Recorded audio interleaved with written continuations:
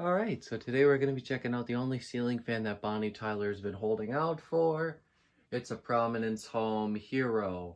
So, yeah, I got this at the WIITTLLLEE store today, and I just put it up. So I think I'm going to go ahead and try to see how it performs. Well, I'll admit I've already tested it. It's actually not that bad. Despite it costing like 64 bucks brand new, I got this one for $3. It's the only reason it's even here right now. So yeah, there's that. It's got the fobs. This was new in box. There's the box right there. One thing that's a little cool is the little thing you see in there, so it tells you what mode it's in. It's kind of cool. And I've never seen that on a reverse switch before. Don't know whether it's just something new that they decide to do or what. I'm gonna try to get a little bit closer here just because obviously this fan is tiny. I'm going to first go ahead and demo the light. It just takes one single regular old light bulb. There that is. Let me just get a focus in on it. There we go. Alright, let's go ahead and demo the fan. Definitely some motor hum off of it. Moves good air though.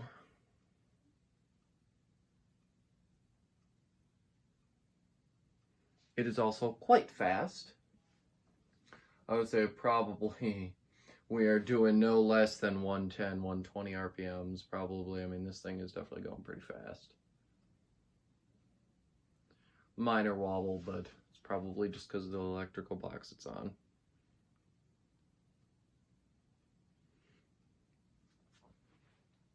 Can definitely hear the air blowing even on low. Other than the pretty audible hum, it's alright. I would not consider this to be bedroom quiet. Yet again, no fan is ever bedroom quiet for me, not even K55s. I can always hear something. Here's medium. Now we're definitely doing 200 RPMs probably. Definitely a little bit of a jig there. That's probably just the electrical box. What the heck was that? I don't know, but I think I'm probably just gonna run in here quick, make sure all of our thumb screws are still tight. It's the one thing I don't really want to go wrong here. No, we seem to be good. Let's back up again. Jesus Christ, this thing's really shaking it. Alright, well, we might as well move it up to high. Here's where you get some real motor noise. Like, I mean real motor noise. You can hardly even frickin' see it moving in the frickin' camera. You can hardly capture the movement. Might as well get up close.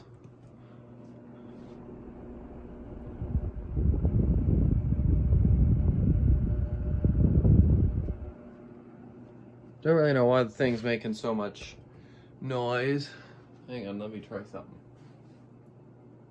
No, it's literally just the motor. It's not the chains vibrating or anything. Definitely moves some good air, I'll say that.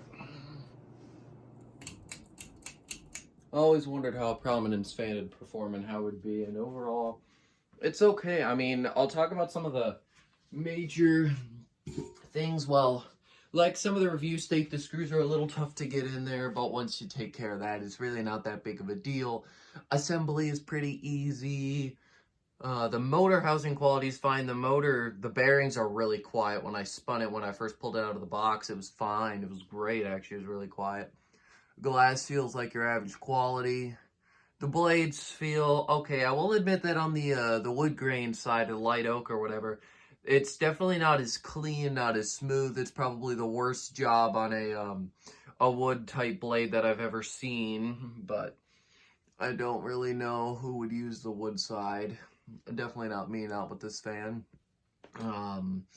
Yeah, the blade arms are really cheap, really light. Well, yeah, I guess I would call them cheap.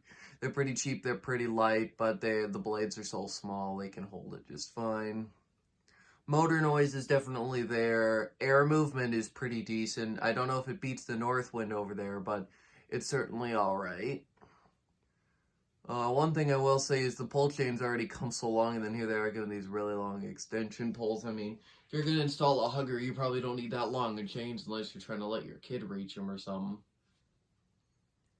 And I will also get up a little bit closer to it here in case you are actually considering buying this fan. Around here, I'll say it's definitely not the cleanest of getting the light kit assembly on. That is how it came. It came like that straight out of the box. I will say I am glad they used a white motor on it since it actually matches. And they did make all the screws white as well, you'll notice. So it's not really that noticeable. Top of the blades do have some felts as well, which is quite nice. You know, let me, I've got a stool here. Let me quickly go pull this up and I'll go show you what I'm talking about with the blade finish. Don't know how easy it is to see. Let me try to find one of the blades. Yeah, right over here, sort of on this end, you can sort of see it. Not extremely. Let me see if I can find a better example here. Oh, along this side. Right there.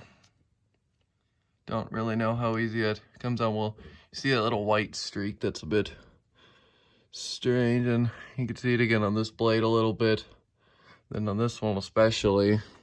On the bottom side, it's alright. This feels okay, I suppose. The glass is the glass. The rest of the construction's okay. The blades aren't nearly as cheap feeling as the WIITTLLLEE ones over there. Overall, if I had to give this fan 5-star rating, obviously I can't give it 5.